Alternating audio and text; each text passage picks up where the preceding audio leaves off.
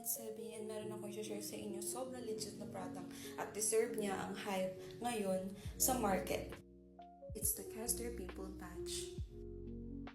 And as you can see, meron siyang card na it has the ingredients of it, which is the hydrocolloid, salicylic acid, centella, aceca, and tea tree. And at the back of it has the steps on how to use it. Yung style ng pimple patch na to is the store and it comes with the good packaging. Tingnan nyo naman.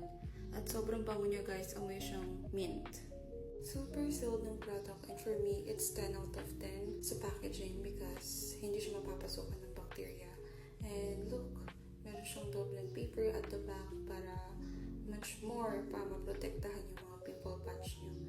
And as you can see, the sizes are merong smalls and it has the large also. And look, easy na siya, easy to peel.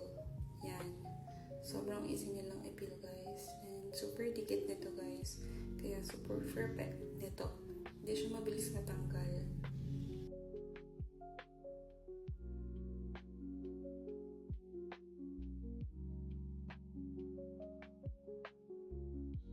Kahit anong gawin kong hatak dyan, hindi siya natatanggal. Pero pinil ko na rin siya para mapakita sa inyo kung gaano siya ka-elastic.